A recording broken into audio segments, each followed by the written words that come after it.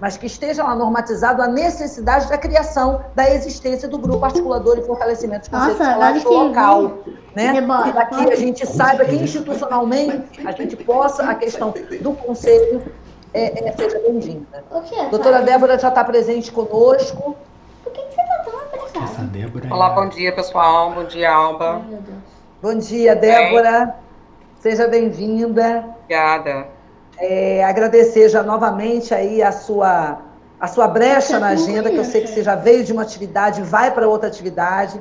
Além de estar em casa, a correria é muito grande. Dizer que você está linda no vídeo.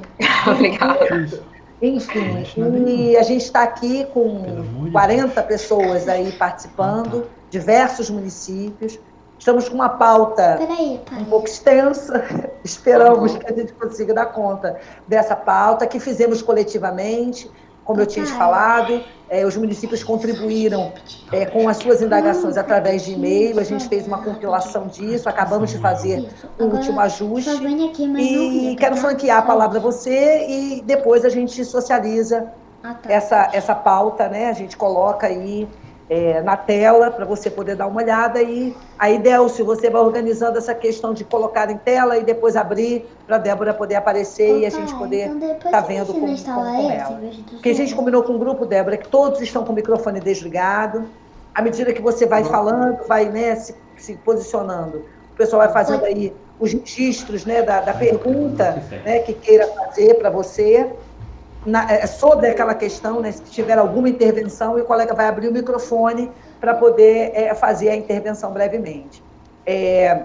A reunião está sendo gravada, mas, assim, não vai ser uma coisa de estar aí, né, amplamente divulgado, né, não vai ser uma coisa... A gente já falou que não é uma live, é uma conversa, uma parceira com uma amiga que se predispôs a estar vindo e tirar um pedacinho do seu tempo para conversar com a gente, é um diálogo. E também não é uma consultoria aos municípios. Então, a gente já conversou com o grupo para não ficar aquela coisa, porque no meu município, na minha cidade, a gente entende as angústias de todo mundo, mas as perguntas foram muito amplas e coletivas, né? Para que tentasse dar conta das demandas, que são gigantescas, que eu sei que não é diferente em relação ao CAL, né? Quantas frentes, quantas demandas, sei do teu trabalho frenético, sei o quanto você está produzindo nesse período, o quanto o CAL está sendo demandado por conta de todas as questões que estão acontecendo, né? Mas é isso, é uma tentativa, e tomara que a gente consiga dar conta, que você consiga dar conta também, enfim, é só um start, tá bom? Então, franquear a palavra a você, fique à vontade. Bom, Alba, eu quero agradecer a oportunidade de estar aqui conversando com vocês, é sempre um prazer. O GAFSE é um movimento que eu admiro, respeito muito, a gente já tem uma história, né? O Ministério Público e o GAFSE juntos, né, de realização de eventos com o mais absoluto sucesso, tem o objetivo de promover o debate sobre temas relacionados à gestão democrática, que é um tema, né, extremamente importante para a política educacional no Brasil e agora tão frequentemente colocado em risco, né? Então é um prazer estar aqui, realmente saí de um compromisso agora, por isso me atrasei um minutinho. O objetivo que eu tenho no início da nossa conversa é falar um pouquinho sobre como o Ministério Público construiu sua proposta de trabalho nesses meses iniciais da pandemia e qual é o nosso foco a partir de agora, né? E aí depois eu fico à disposição dos senhores para tentar contribuir com o esclarecimento de algumas questões, mas sempre na perspectiva de que o CAU Educação, que é coordenado por mim, ele não fala pelas promotorias de justiça, tá? Ele, na verdade, é um órgão de auxílio técnico, colocado à disposição das promotorias e de relacionamento político do Ministério Público com outras estruturas. Então, é por isso que a gente está aqui conversando com o GAFSE, mas eu gostaria de fazer esse destaque. E questões próprias dos municípios precisam ser tratadas com o promotor que atua na proteção à educação no município respectivo. Então, para começar, eu posso dizer que tão logo o governo do estado do Rio de Janeiro expediu o primeiro decreto com as medidas de isolamento social necessárias para o combate ao contágio pelo Covid-19, e dentre essas medidas a suspensão das atividades presenciais nas escolas, as aulas presenciais, o CAU Educação começou a se debruçar incessantemente no conhecimento dos pareceres do Conselho Nacional de Educação e toda a legislação que poderia orientar a atuação fiscalizatória dos promotores de justiça, seja em relação à educação pública, seja em relação à educação privada nesse período de exceção. A partir daí, nós expedimos a informação técnico-jurídica número 6 de 2020, que acabou se tornando pública, né, e depois promovemos a atualização desse documento até 30 de março, e é uma espécie de documento orientador das nossas atuações até agora. Né? Nesse documento, a gente identifica os movimentos no mundo, no Brasil e no Rio de Janeiro, em relação à pandemia, decretação de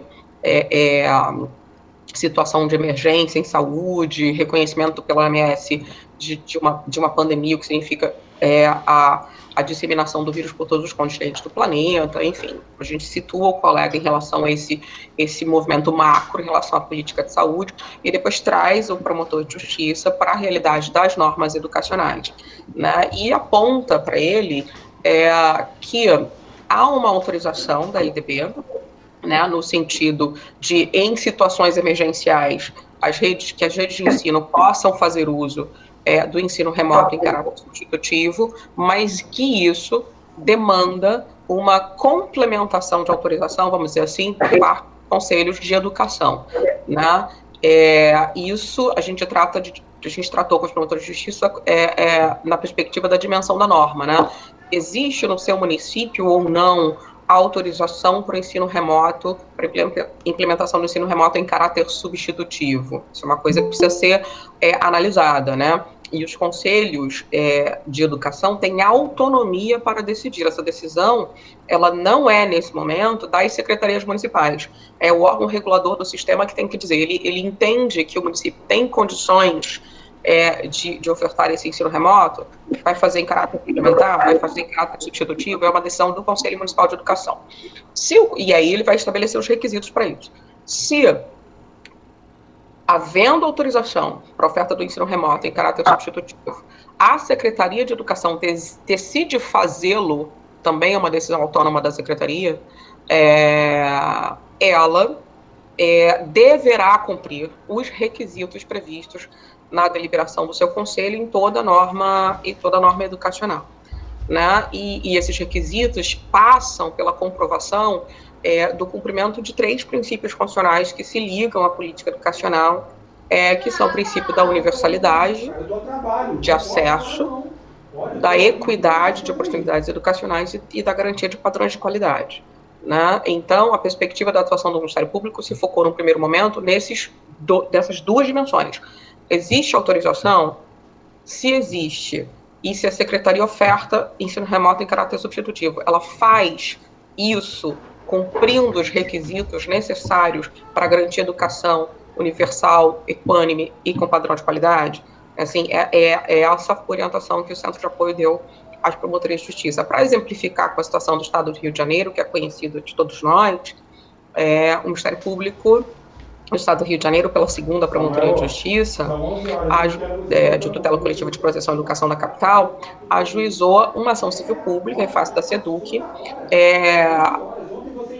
sustentando ao Poder Judiciário que, embora tenha autorização legal, a SEDUC não tem promovido a oferta do ensino com respeito a esses princípios de universalidade, equidade e qualidade, né? A gente entende, e a gente entende que comprova na documentação levada ao conhecimento do juízo, que a SEDUC não tem como atingir todos os seus alunos com a utilização da plataforma que ela escolheu, e não comprova de que maneira vai atingi-los de outro modo, né? De que outro modo irá atingi-los. Na verdade, a SEDUC reconheceu, numa reunião de trabalho realizada conosco, que ela não teria como atingir pelo menos 20% dos seus alunos, o que representa um quantitativo de 150 mil alunos na rede estadual de ensino. Quer dizer, já de partida, a SEDUC sabia que não ia conseguir atingir 150 mil alunos.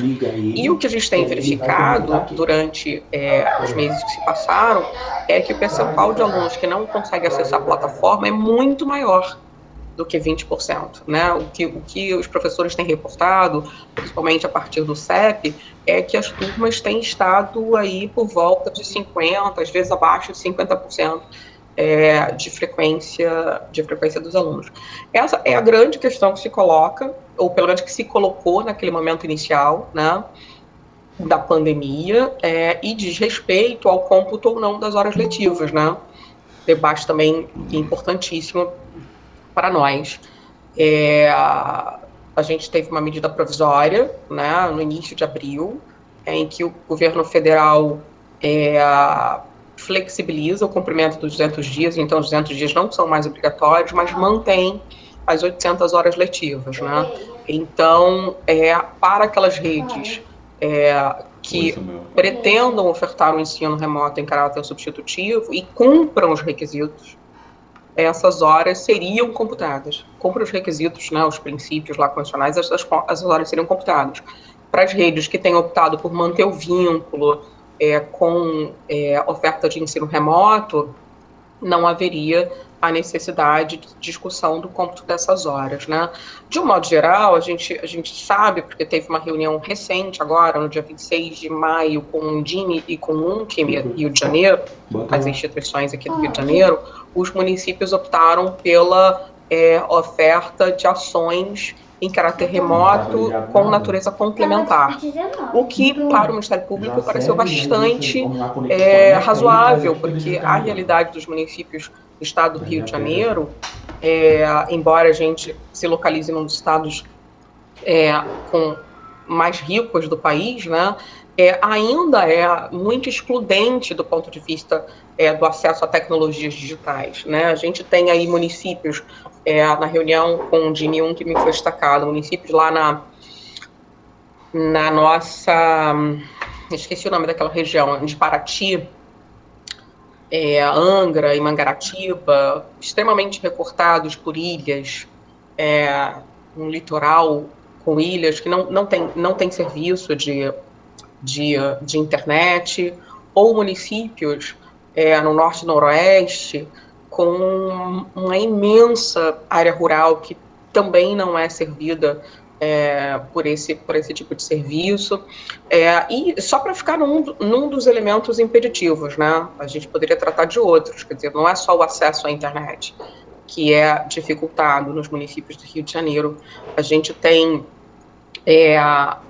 toda a condição das famílias hoje no cumprimento de um isolamento social, de uma quarentena, e isso não necessariamente implica num ambiente favorável para o desenvolvimento do estudo por alunos, principalmente das classes menos privilegiadas, né? Ambientes domésticos sem espaço adequado, pais sem instrução adequada, né? Sem escolarização, né? O Brasil e o Rio de Janeiro têm um débito enorme com a sua população, né? Em relação à oferta da educação de jovens e adultos, para o resgate da população que teve negado acesso à educação na idade certa. Então, são essas pessoas que tiveram negado acesso à educação na idade certa que são os pais dos nossos alunos agora. E eles não têm condições de apoiá-los no desenvolvimento das suas atividades em caráter remoto, né? Isso tem sido um fator bastante complexo enfrentado hoje pelos nossos alunos. A atuação do Ministério Público também se dirigiu em face da rede privada de ensino. É importante destacar isso, porque no início de tudo, o Ministério Público, quando nós propusemos ação contra a Secretaria de Estado de Educação, e essa é, por enquanto, a única ação proposta contra uma rede de ensino, nós fomos, de certa maneira, acusados, e eu acho que já até conversei com a Alba sobre isso, de estarmos promovendo um tratamento desigual entre rede pública e rede privada, né? Porque a gente não tinha até então se manifestado em relação a nenhuma instituição privada de ensino. Mas a gente não está adotando nenhum posicionamento diferente, né? O posicionamento é o mesmo, a estratégia de fiscalização é que é diversa, né? Porque vocês sabem que a rede pública, ela tem uma única mantenedora, né? Então a gente conversa com a Secretaria de Educação, de estado ou dos municípios, e o deliberado, o decidido, ele se propaga pela rede com uma facilidade muito maior do que na rede privada. Você não tem uma mantenedora para todas as escolas da rede privada, você no máximo tem uma mantenedora que mantém 10 escolas. Então esse diálogo do Ministério Público com a rede privada é inviável, né, se realizado individualmente em relação a todas as escolas. De outro modo, então a gente optou por uma estratégia que é buscar a fiscalização da rede privada a partir do fomento à atividade fiscalizatória das inspeções escolares, né? A gente sabe que os conselhos de educação, quando deliberam tanto para a rede pública quanto para a rede privada, e que é a função das secretarias de educação, e aí existe um setor normalmente chamado de inspeção escolar, promover a fiscalização das entidades da rede privada, né? Então a gente tem fomentado as secretarias de educação que promovam uma fiscalização com a ajuda dos conselhos, com a ajuda da sociedade civil, mas promovam uma fiscalização sobre que espécie de ensino tem sido prestado pelas instituições privadas no seu território. E o Ministério Público atua, então, nesse caso, em relação à rede privada, mediante demanda. Quando chega a notícia de uma escola que eventualmente esteja ofertando ensino remoto de forma irregular, como, por exemplo, tem chegado escolas privadas ofertando ensino remoto em caráter substitutivo na educação infantil, mesmo sem autorização dos conselhos municipais de educação, né? E aí, então, quando chega uma notícia nesse sentido, via sociedade ou via Secretaria de Educação, Municipal de Educação, a gente, então, instaura uma investigação e passa a adotar medidas em relação àquela unidade de ensino. Então, a diferença é essa de estratégia. A gente age em relação às redes públicas a partir do contato com uma mantenedora. Desculpem. Em relação à rede privada, a partir de uma demanda que precisa vir já tratada ou pela sociedade ou pela Secretaria Municipal de Educação, porque não há possibilidade de que a gente instaure inquéritos para verificar a situação de cada escola da rede privada. Só no município do Rio de Janeiro você tem mais de 1.000 escolas, né, privadas. Isso inviabilizaria a atuação da Promotoria de Justiça que atua com a rede privada na capital. Então, a título de atuar em relação a todos, o promotor de justiça não atuaria em relação a ninguém, porque a Promotoria de Justiça ia simplesmente colapsar, né? Porque a Promotoria de Justiça é um órgão administrativo, é um órgão de execução do Ministério Público que tem um protocolo de trabalho, que tem um rito de trabalho, né? A notícia chega, ela é protocolizada, vai para o promotor, ele instaura a investigação, depois vários ofícios são expedidos, enfim, uma série de medidas são adotadas, e se a gente inflasse as promotorias de justiça com 1.000 inquéritos de uma hora para outra, isso faria com que a atuação da Promotoria de Justiça se limitasse à expedição de ofícios e sem possibilidade de controle das respostas, né? Então, essas foram as medidas iniciais que nós tomamos e ainda continuamos a tomar. A gente tem municípios, por exemplo, embora de um modo geral os municípios tenham optado por diversas ações de ensino remoto, não necessariamente por plataformas, mas através de disponibilização de conteúdo nos seus sites, nos seus portais, ou através de entrega de material impresso, né? Embora elas tenham optado pela prática de diversas ações em caráter complementar, há municípios que fizeram essa opção em caráter substitutivo de aulas presenciais, com ou sem, né, autorização dos seus conselhos municipais, porque tem havido um choque aí em alguns municípios entre os conselhos municipais e as secretarias municipais de educação, né, mas há municípios que, por exemplo, na Baixada Fluminense, pretendem ofertar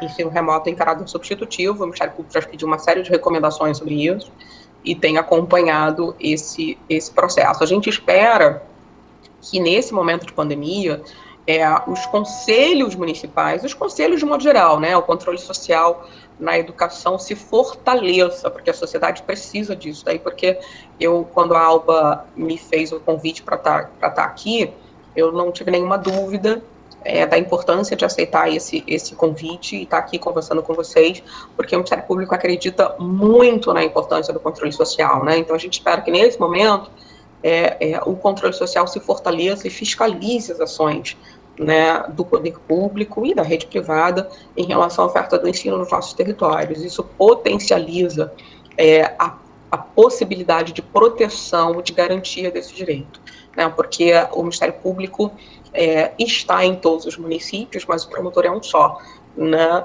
e num conselho, por exemplo, como o Conselho Municipal de Educação, você tem uma dezena de pessoas, no conselho como CAI você tem uma dezena de pessoas, no conselho como CACS Fundeb você tem outra dezena de pessoas.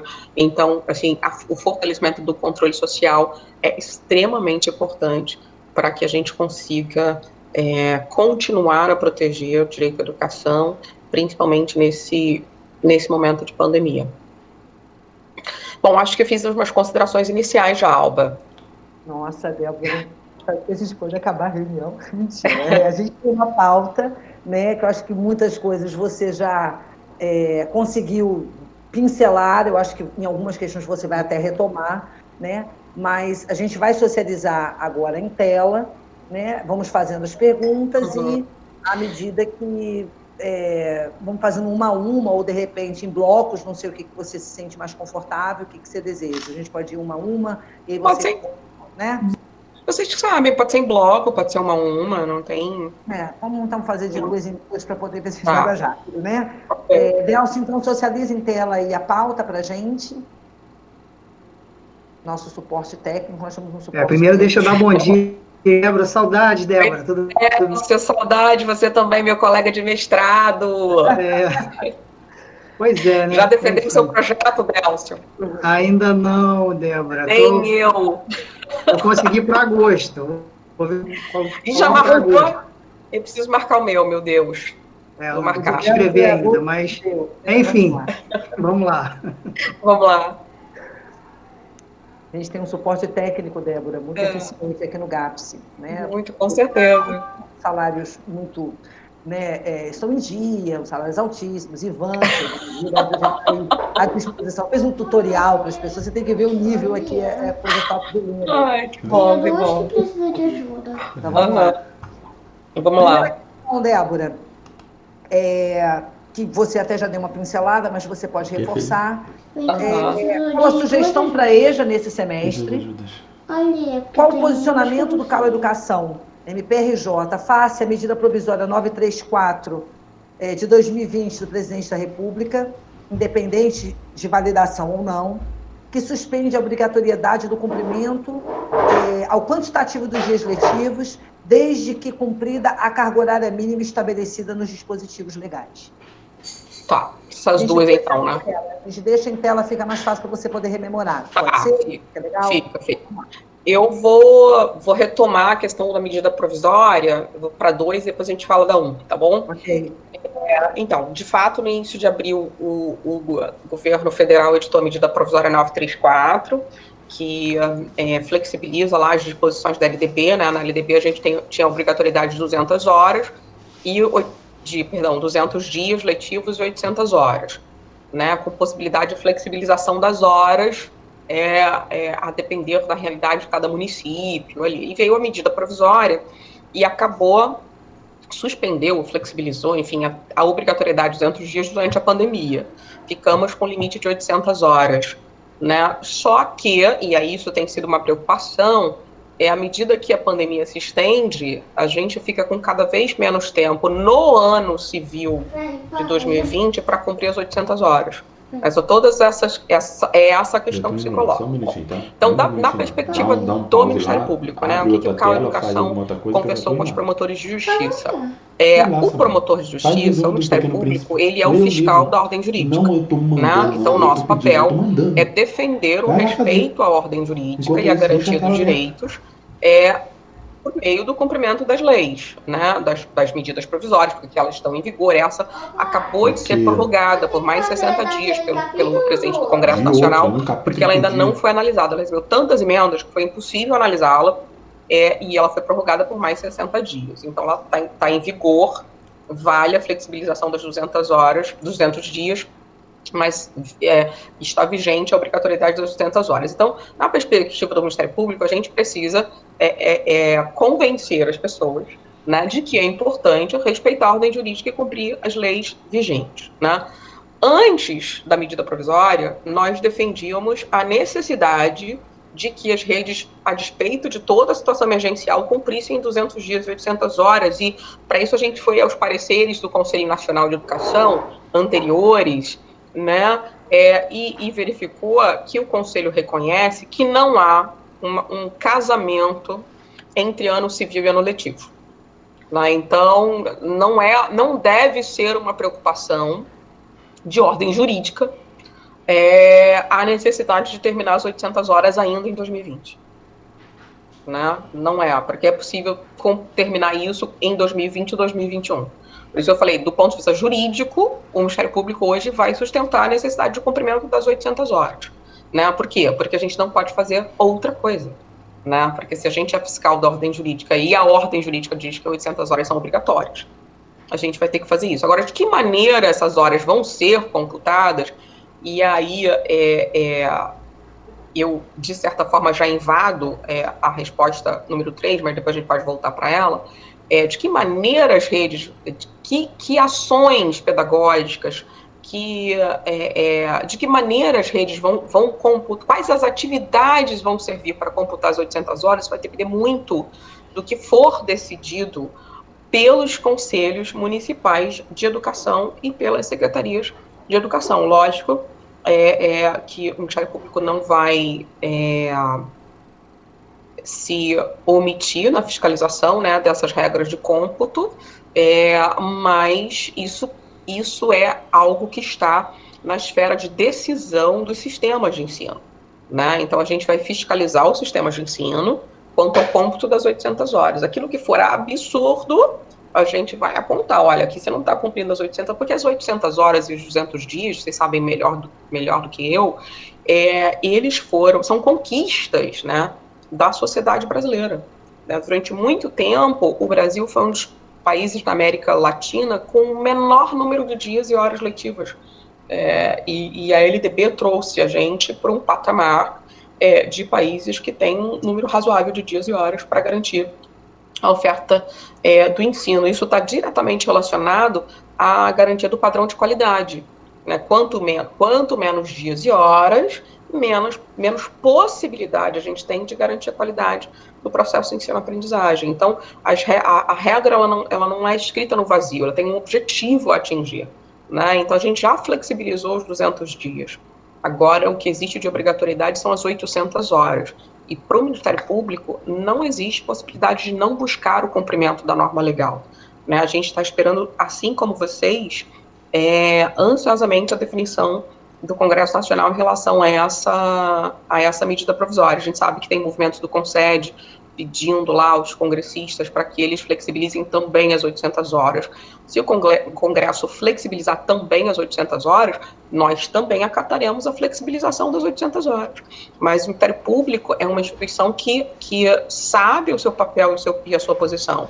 Algumas decisões competem ao Congresso Nacional, e essa é uma delas. Essa decisão compete ao Congresso Nacional e precisa se manifestar em relação ao que foi posto na medida provisória. Ela está em vigor, mas ela ainda é uma medida provisória, é um ato do presidente, que precisa se transformar em lei. No entanto, o Congresso Nacional ainda não fez isso. Vai fazer nos próximos 60 dias, porque senão ela caduca, ela perde validade. Aí a gente volta para a norma da LDB, olha que loucura. Né? Então, o Congresso precisa decidir em 60 dias. Né? Se ele não decidir, nós voltaremos a ter obrigatoriedade dos 200 dias, o que já seria algo extremamente difícil de cumprir na realidade em que a gente se encontra. Em relação à sugestão para a EJA, gente, é muito difícil a questão, muito difícil a questão. Eu tenho vindo aqui. Normalmente, a EJA, e não é só a EJA, né? Por exemplo, a educação do sistema socioeducativo, ela também é modular, não é isso? Ela também é períodos menores do que um ano letivo. E aí a gente tem aí alguns meses já desse semestre, né? Ele está quase acabando. É uma situação muito difícil. Eu fico até com receio, Alba, de fazer manifestações pelo Ministério Público, porque as redes, eu penso, vão ter que ser muito criativas para resgatar esses meses, né, que a gente não teve de oferta de ensino.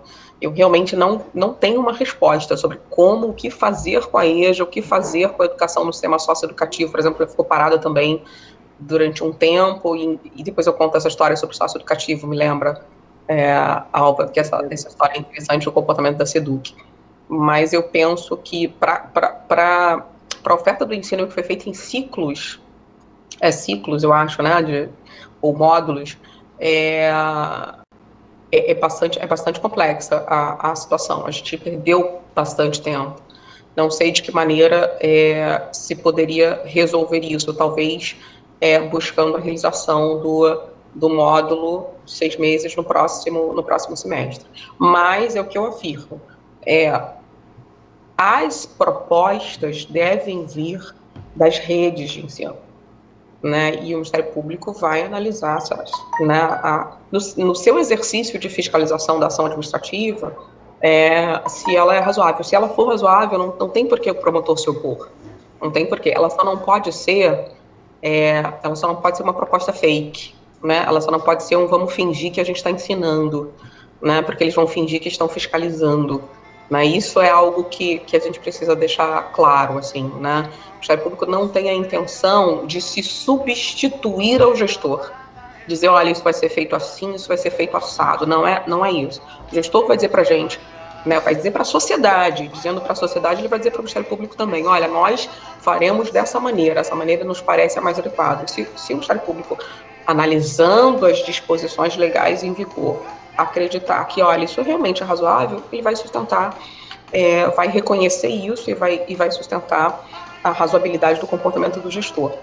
Né? O que não pode por exemplo, né, a gente sabe que existem redes, inclusive redes de ensino potentes, fazendo remessa de conteúdo através do WhatsApp, né, sem nenhuma possibilidade de acompanhamento do aluno, mensagem de texto.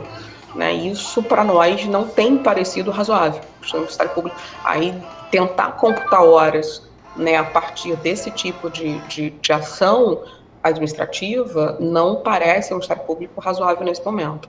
Né, e a gente espera que os conselhos municipais exerçam sua função e também apontem isso. Né, que as redes não podem fazer qualquer coisa a título de oferta de ensino. Elas precisam fazer aquilo que é adequado e possível, né? Possível e adequado. São dois requisitos. Né? Eu não vou fazer, vou fazer uma oferta de conteúdo para o WhatsApp porque é o possível. Pode ser até pode ser que só isso seja possível, mas isso não é adequado para cômputo de horas. Né? Então, não é possível fazer esse cômputo. Bacana, Débora. Eu acho que a sua fala vai muito ao encontro do pensamento que as redes precisam ter, da sua própria autonomia e, principalmente, de encontrar respaldo nas proposições que vão fazer. Porque a gente fica muito na angústia, e aí eu corroboro com o pensamento dos colegas, porque a gente fica muito na expectativa, né, de qual é o pensamento do Ministério Público, né, para que a gente não possa fugir tanto, né, mas, ao mesmo tempo, a gente também fica esperando um manual. E esse manual ele não existe. Né? Existe, como você está colocando, são as normas legais. Então, se aquilo é possível de ser feito legalmente, tendo respaldo, ou seja, né, você tendo coerência na ideia, na proposição e tudo mais, beleza, é ter o argumento. Né? A gente sempre fala aqui ao grupo que o Ministério Público sempre foi um grande parceiro, continua sendo um grande parceiro, e que, por vezes, eles também precisam ser provocados. Né? Então, provocados em que sentido? Ao invés de esperar, né, parece aquela coisa de lança uma bomba e sai escondido. Não. Tem uma proposição, tem uma ideia, vai lá, provoca, chama, conversa, apresenta essa ideia ao promotor, enfim, não esperar o caminho contrário. Porque quando você tem a oportunidade de você sentar, conversar, dialogar, e muitos dão essa abertura para muitos de nós, Débora, você sabe bem disso, porque a questão do diálogo sempre foi algo que você primou, né, na coordenação do CAL, né? Então, mas a gente sabe, como você colocou lá, promotores e promotores, né? Tem aqueles que estão aí abertos, suscetíveis, e tem aqueles outros que vão ter um outro tipo de pensamento. Mas acredito que as redes precisam ter essa ação do caminho contrário, do caminho inverso, de, ao invés de esperar vir alguma recomendação, algo do gênero para o seu município, procure, que eu acho que é a oportunidade de você esclarecer, colocar, pontuar, e do diálogo, o diálogo é sempre o melhor caminho, é sempre a melhor alternativa. Então, a gente sempre bate muito nessa tecla aqui com o grupo e acredito que você corrobore com esse tipo de pensamento também, né? Bom, bem, a gente sempre, Alba, só para fazer uma referência a essa questão do diálogo, no CAU Educação, com os promotores de justiça, a gente sempre busca incentivar o contato com as redes e, de preferência, de modo presencial, né? Agora, o presencial está via web, mas o que eu quero dizer é que a comunicação por ofício, por documento, ela é formal e necessária, não tem jeito. Né, porque a gente tem inquéritos precisam ser instruídos com documentos, mas na medida possível que a gente agende reuniões e converse, né, olhando um para o outro, né, sentindo ali, né, as vibrações mesmo, né? Vamos utilizar essa expressão, porque é importante conhecer a pessoa olhando no olho, né? Às vezes a gente redige algo, um pedido de informações e parece um pedido duro, as redes normalmente se assustam, mas vem um ofício com prazo de 10 dias, sob pena de não sei o quê, mas é a nossa maneira de redigir, a gente é controlado até na maneira de redigir, né? A gente precisa ser formal, mas no contato pessoal, esse formalismo acaba cedendo, né, e a gente acaba conhecendo o gestor conhece o Ministério Público. Eu acho que esse é o melhor caminho, né, para os municípios, é realmente buscar esse contato com o promotor de justiça, que, como você disse, existem promotores que têm um viés de contato pessoal maior do que outros, mas mesmo aqueles que não têm, que tem e até por excesso de trabalho, acabam optando pelo trabalho, pela expedição de ofício, né, um trabalho mais burocrático, até esse promotor ele pode ser solicitado ao agendamento de uma reunião. Acho que é um caminho que as redes de ensino precisam seguir. Bacana, Débora, é esse pensamento mesmo. Eu acho que a terceira pergunta você já deu uma visitada nela, né?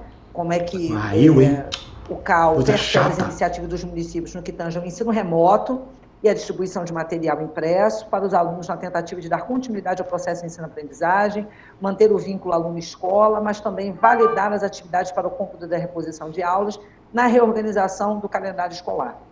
Você já deu uma visita... Deixa eu só... bom, eu falei o seguinte lá no início, né, que de um modo geral as redes têm optado por essa manutenção do vínculo, adotando diversas ações, né, colocar conteúdo no portal, distribuir material impresso, mas de um modo geral, e a Undime que deu esse percentual para a gente, né, cerca de 90% dos municípios está fazendo isso em caráter complementar, ou seja, sem a preocupação nesse momento de cômputo de horas letivas. Né, depois que nós encerrarmos esse momento que a gente está vivendo e as aulas puderem retornar de modo presencial, vai ter que ser feita uma reorganização do calendário, né, e aí as horas letivas faltantes precisarão ser complementadas. Se isso não for possível em 2020, nós podemos usar o ano civil de 2021, como diz o Conselho Nacional de Educação. A preocupação com o cômputo das horas letivas é que traz maior cuidado para todos nós, né? Porque, como eu falei, não é qualquer atividade que pode computar como horas letivas. Primeiro, você tem que ter autorização legal normativa. A autorização legal está na LDB, mas a normativa está no seu Conselho Municipal de Educação. Precisa existir. Não havendo autorização do Conselho Municipal, nada do que se faça vai poder computar como horas letivas, porque é o Conselho Municipal de Educação que define isso, né? E mesmo havendo autorização, como a gente destacou, né, dando o exemplo da SEDUC, mesmo havendo autorização do Conselho de Educação, é preciso que isso se dê observando determinados requisitos, e estão também previstos lá nos pareceres anteriores do Conselho Nacional de Educação, porque o parecer número 5 de 2020, ele meio que tenta desconstruir a história do Conselho Nacional de Educação, né? E ele também não foi homologado ainda. Mas nos pareceres anteriores homologados, você percebe a existência de requisitos. Por exemplo, e o Conselho Nacional, nas manifestações anteriores, nas notas públicas, a Alba até me encaminhou algumas, no início a gente trocou muito, né, as manifestações das entidades, Alba, nas notas que o Conselho Nacional emitiu lá em março, ele trazia os requisitos elencados, né, a necessidade de elaboração do conteúdo programático por profissional habilitado, né, acompanhamento e avaliação, quer dizer, não é um entregar material, né? Que tipo de acompanhamento esse aluno vai ter, como é que aquele trabalho proposto vai ser desenvolvido, que tipo de controle se exerce. Enfim, computar as horas letivas exige muito mais do que entregar um material impresso. É isso que eu queria deixar aqui frisado. Né, e vai depender dos requisitos, da autorização do Conselho Municipal e do cumprimento de requisitos que estão na lei, na normativa do Conselho, mas também estão nos pareceres do Conselho Nacional de Educação. Ok. Questão 5, vamos para 5 e 6, sobe um pouquinho mais, Delcio, por favor. Aliás, é 4 e 5, desculpa. Sobe um pouquinho, isso. 4. Sobre educação infantil, sabemos que temos 60% de obrigatoriedade de frequência para a faixa etária obrigatória. Sabemos que a frequência não é pré-requisito para que a criança avance ou integre no ensino fundamental. Como garantir um calendário de 800 horas em 2020, em um ano letivo de 2021, garantindo os direitos de aprendizagem? E quanto às crianças de idade não obrigatória, o que se propõe? Verdade, Débora, são 2 perguntas numa só, você consegue perceber aí que ora fala dos alunos com obrigatoriedade, que é 4 e 5, ora fala de 0 a 3, enfim. E a questão 5, você quer responder a 4 ou vamos para 5? Vamos fazer a 4. Em relação à creche, gente, bom, a educação infantil tem sido uma questão tormentosa, né? Porque todos os especialistas, e eu não sou, mas os especialistas apontam que a educação infantil, baseada em experiências sociais, sensoriais, enfim, ela não é compatível de modo algum com o ensino remoto, né? Mediado por tecnologias, enfim, quaisquer medidas que se propõe a realizar. Né? Então, embora o Conselho Nacional de Educação sugira a utilização de alguma mediação tecnológica, oferta de ensino remoto para essa etapa da educação básica, o que os especialistas em educação infantil têm dito é que não é compatível, né? Assim, a proposta das diretrizes curriculares nacionais, enfim, da educação infantil é baseada em outros pressupostos diferentes do ensino fundamental e do ensino médio. Né? Então, isso é um ponto. Né? Em relação à creche, a gente tem ainda um dado, né, que é a ausência de obrigatoriedade do ensino de 0 a 3. Né?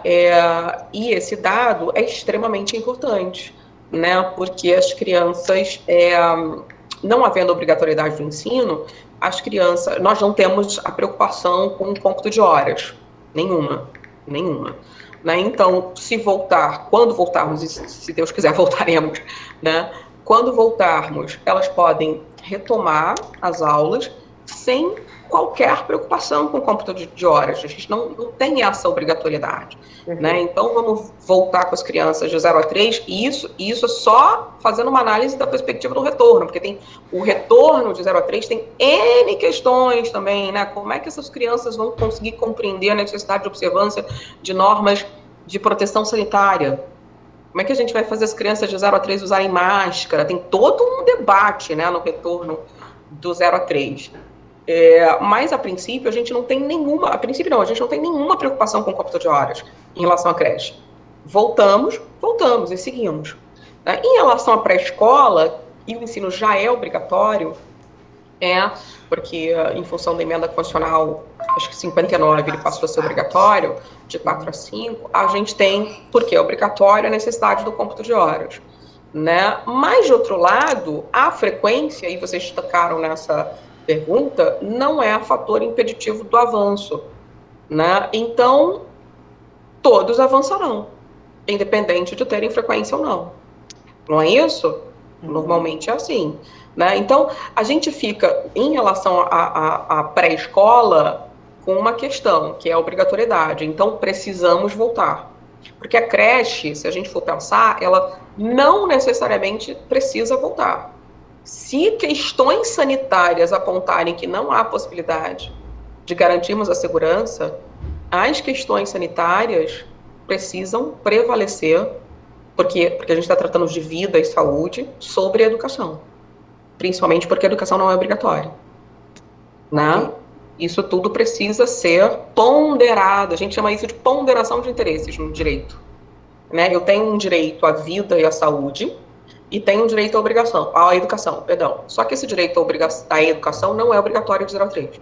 Então, a vida e a saúde preponderam, isso é uma ponderação de interesse. Então, se eu precisar, para proteger a vida e a saúde de crianças de 0 a 3, não retornar com elas para a escola, isso pode acontecer. Né? Isso tudo vai ter que ser discutido na rede de vocês, com os profissionais de vocês, né, e dialogado com o promotor de justiça local. Eu estou fazendo uma análise do ponto de vista jurídico ampliada. Eu não quero falar por nenhum promotor de justiça, tá bom, Laura? Na pré-escola não, a gente tem obrigatoriedade. Então a gente precisa voltar.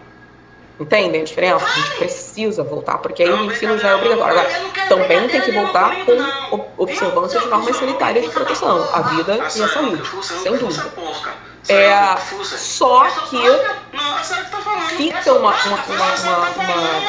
às vezes não encaixa a exigência da obrigatoriedade de 800 horas, eu tenho que dar 800 horas. Há uma obrigatoriedade de frequência de 60% dessas 800 horas.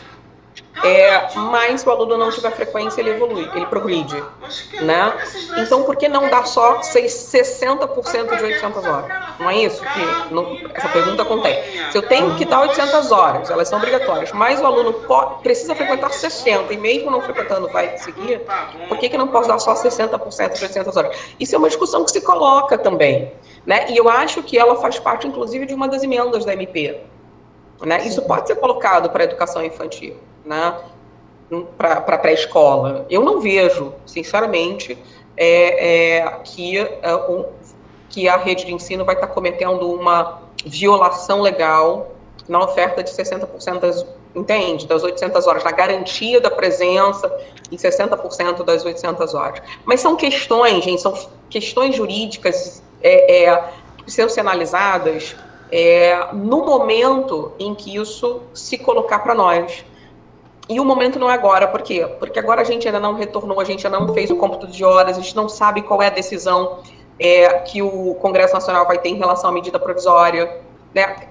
É claro que a gente tem que antecipar raciocínios para não ser surpreendidos, mas eu acho que a gente vai construindo o raciocínio e vai deixando de stand-by, né? No momento oportuno e com as informações do momento.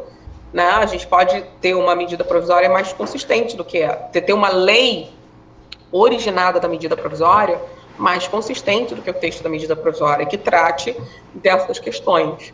Né? Mas, assim, só para fazer uma diferença entre creche e pré-escola, a obrigatoriedade vai fazer toda a diferença. Né? Talvez a creche não vá perder na ponderação um direito à vida, e a pré-escola precisa ser mais compatibilizada, porque o ensino é obrigatório também nessa faixa etária. Beleza, Débora. A gente está com 51 pessoas aqui no nossa reunião, né? Algumas perguntas estão surgindo, o pessoal está colocando ali no chat, eu só vou pedir para a gente poder registrar, para no final a gente retoma, né, com algumas questões que de repente possam ter passado despercebidas ou de repente não tenham sido bem contempladas, né, e as pessoas, a gente abre aí o microfone a quem quiser fazer a sua ponderação ainda no tempo. Tudo bem, Débora? Tudo bem. Tá bom, grupo? Então fazemos assim, que o pessoal está colocando aí, mandando para mim no chat, mandando para mim no WhatsApp, então a gente vai abrir e aí vão anotando para que a gente só não seja redundante as questões que a doutora Débora já apontou para nós. Né? Então, se passou alguma coisa, essa anotação que a gente vai precisar fazer e trazer à tona para ela no final, tá? Questão 5. Em caso de retorno das aulas em forma híbrida, rodízio na frequência, deveremos continuar ofertando os kits de alimentação ou pagamento de forma proporcional, digo fracionada, uma vez que uma semana terão alimentação na escola e na outra será em casa, através de que fonte de recursos? Na verdade, esse exemplo do hibridismo aí, o município que fez essa questão já está pensando em ser o rodízio de uma semana um grupo, outra semana outro grupo. A gente sabe que a forma do hibridismo ela tem outras maneiras de acontecer, outras redes podem pensar de uma outra forma. Mas o nó aí é na questão da oferta da alimentação escolar, se pelo fato do aluno estar em casa, há necessidade de estar ofertando o kit ou o pagamento, como algumas redes estão fazendo, com enfim, né, aquele debate que você está aí bastante inserida, que o Cal está bastante inserido, é um pouco nessa linha. E aí eu já vou fazer a 6, ou quer responder assim, por uma, Débora? Pode fazer a 6, pode fazer. Então, considerando o Plano Nacional de Educação e o Plano Municipal de Educação, em algumas metas, tem como objetivo elevar o número de matrículas em certos segmentos, como atuar em tempos de pandemia e pós-pandemia. Né? Ou seja, pensar um pouco nessa, acho que fala um pouco da questão da evasão, um pouco, né, de você pode estar tentado, mas agora, em detrimento de tudo isso, como é que fica esse retorno, enfim, um pouco nessa linha aí. Manda bala. Olha, a alimentação escolar tem sido um debate à parte, né, nesse momento de pandemia. E o Ministério Público também tem defendido a observância das normas legais em vigor. Nem poderia ser diferente, como eu já apontei para vocês. No início, a gente tinha a legislação do PNAE que apontava que esse programa suplementar, ele é ofertado durante o ano letivo, né, presencialmente na escola. E aí veio toda essa questão da pandemia, o Ministério Público começou a ser questionado. A gente vai poder executar o PNAE com os alunos em casa? E a gente dizia, não tem autorização legal para isso. Né? Tanto não tinha autorização legal que o Congresso Nacional aprovou uma lei excepcional e temporária, que vocês conhecem, e o presidente sancionou, autorizando a execução do PNAE mesmo com a suspensão das aulas, né, para garantia da segurança alimentar dos alunos durante esse período. Depois houve uma resolução do FNDE tratando das formas de execução do PNAE nesse período, porque se antes o PNAE se executava com a oferta do alimento preparado na escola, agora a resolução diz que a oferta pode ser feita preparada na escola, ainda, abrindo a escola para isso, a resolução FNDE diz, ou por meio de kits, né? E aí o Ministério Público, com autorização legal e normativa, reconheceu a possibilidade de oferta de execução do PNAE também nesse período de suspensão. A única coisa com que a gente não concorda, e a Alba já conhece esse nosso posicionamento, é com a distribuição dos recursos do PNAE ou de alimentação escolar, quaisquer que eles sejam, via pagamento direto de recursos, voucher, né, ou, enfim. Isso não está previsto na norma legal e regulamentar. Para nós, essa forma de oferta não é regular. Né? O município pode optar por preparar na escola, e aí, para distribuir, ele vai ter que fazer isso com observância das normas sanitárias, ou ele pode optar por fazer kits e distribuir para todos os alunos, porque alguns municípios também ofertam para alguns, os mais vulneráveis. Só que esse conceito de vulnerabilidade, ele não é um conceito próprio da política educacional. Né? A política educacional, ela dialoga com o princípio da universalidade. Então, todos os alunos precisam ser atingidos pela execução do PNAE, né? Na forma de preparação de alimentos na escola, o que talvez não seja mais adequado agora, ou na forma de distribuição de kits, mas todos os alunos precisam ser contemplados. A pergunta é, voltando à oferta, ao ensino presencial, mas realizando uma forma de rodízio, por quê? Porque as redes vão ter que se adaptar, toda a questão do espaço, né? O espaço na sala de aula vai ter que ser redimensionado, porque os protocolos de segurança sanitária exigem uma distância entre as pessoas. Como é que vai ficar isso na sala de aula? Então, talvez a gente não consiga receber nas salas mais 30 alunos, né? Daí porque as redes já têm pensado nessas formas de rodízio. Como é que fica a execução do PNAE, a oferta desse serviço suplementar? Todos os alunos precisam ser atingidos, mesmo aqueles que não estão na escola naquele momento, né? Eu acho que é a interpretação que o Ministério Público vai dar para isso. Por quê? Porque nós estaremos em calendário letivo, e quando o aluno estiver em casa, ele não vai estar desligado da escola, ele vai estar realizando uma atividade proposta pela escola num período em que ele estará em casa. Então, ele vai estar realizando uma atividade remota em casa, domiciliar, a gente vai dizer assim, né? Uma atividade pedagógica em regime domiciliar, em função da necessidade de aplicação de um rodízio, mas ele vai estar cumprindo, inclusive computando carga horária para isso. Então, ele precisa ser atingido pelo programa suplementar.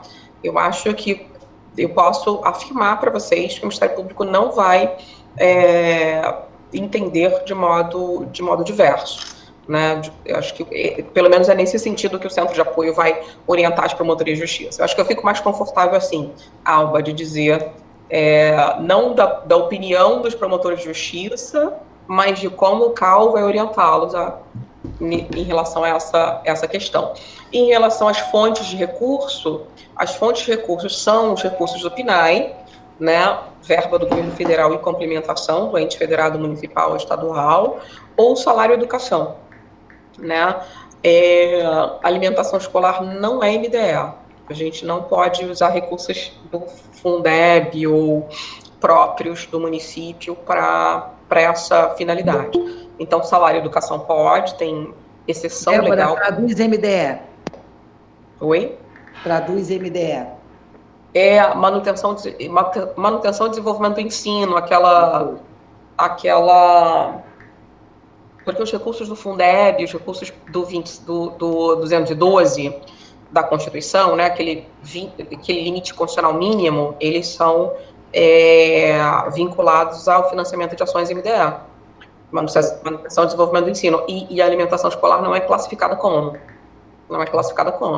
Então, você pode suprir o financiamento desse serviço suplementar com fonte específica do PNAE ou salário educação. E por que salário educação pode? Porque tem uma exceção legal lá, uma exceção, na verdade, constitucional para a utilização do salário educação para essa finalidade. Ok. Deu para entender. Vamos lá. Vamos lá, 6, você já tinha feito a 6. Como é que a gente fica em relação às metas, né, de universalização ou de ampliação de matrículas? Olha, em relação à universalização, que é a pré-escola, fundamental e médio, já vencidas, né, a gente precisa muito trabalhar na busca ativa dos nossos alunos, para que eles não abandonem esse ano e para que retornem no ano que vem, no próximo ano letivo. Né? Todas as metas são vencidas, se não me engano, todas elas venciam em 2016. E, principalmente em relação ao ensino médio, a gente está bem distante. Em relação à pré-escola e fundamental, a gente está mais próximo, mas mesmo assim, alguns municípios ainda têm dificuldades em atingir 100% do atendimento da população na faixa etária respectiva. Então, a gente não pode desistir disso, a universalização é só o primeiro passo para garantir a educação para os nossos alunos, é só o primeiro passo, né? Depois a gente tem que discutir um monte de coisa, qualidade, equidade, enfim, aprendizagem, mas todas essas discussões passam pela universalização do acesso. A gente precisa trazer os alunos para a escola, né? E a pandemia, ela vai gerar uma desvinculação nessa distância, e os municípios têm lutado contra isso, né? Com a oferta de atividades em caráter complementar que estimulem o vínculo. Mas acho que no retorno, essa vai ter que ser uma preocupação muito grande. O município vai ter que organizar todas as suas forças, seja na educação, seja na assistência social, para encontrar esse aluno que não está voltando para a sala de aula, né? Porque a gente precisa trazê-lo e garantir que ele continue. Em relação a, por exemplo, a creche, que a gente tinha uma meta, que a gente tem uma meta de atendimento de 50% da população de 0 a 3 até 2024, que também não foi atingida pelos municípios do Rio de Janeiro de um modo geral. Como a creche não é obrigatória, o que a gente vai fazer? Tem muitos pais tirando os filhos já da escola, tem muitos pais dizendo, eu não vou retornar com meu filho para a escola, né? E não é obrigatório, né? Você pode até criar um mecanismo, uma medida de chamamento. Olha, nós já retomamos a oferta do ensino de 0 a 3, pai, por que seu filho não veio? Eu acho pertinente isso, acho que tem que fazer. Mas não é exatamente uma busca ativa com caráter de obrigatoriedade. As crianças, né, têm que voltar, enfim.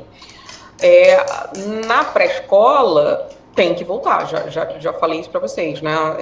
Sendo o ensino obrigatório, se a criança não volta, se o adolescente não volta, a família pode sim ser responsabilizada por isso. É uma discussão que a gente vai ter que fazer com muito cuidado no Ministério Público, né? Porque algumas crianças não voltarão por razões médicas, né? Por exemplo, algumas crianças são imunossuprimidas, têm doenças imunológicas, né? E as medidas sanitárias recomendam que essas pessoas evitem aglomerações e tal. Então, muitas crianças não vão poder voltar mesmo por razões médicas, mas não vão poder voltar para a sala de aula, né? Elas vão ter que ser atendidas pelas redes em regime domiciliar, em função da necessidade de proteção à sua saúde, mas elas estarão inseridas, né, no contexto da oferta de ensino pela rede pública de ensino. Né? São diversas questões que a gente vai ter que abordar nesse retorno. Ok. Estou sem microfone. Não, estou com o microfone. Vamos lá. Questão 7, que nós estamos, né? 7 e 8. Com o plano de ação de retorno às aulas produzido por um município, como um plano de ação de retorno às aulas produzido por um município, pode ser regularizado para que seja considerado um documento oficial e legal deste município. Acho que de alguma forma você já deu conta disso, mas acho que vale retomar, né? E quando o município não possui um CME instituído, que as perguntas elas têm relação, essa 7 a 8.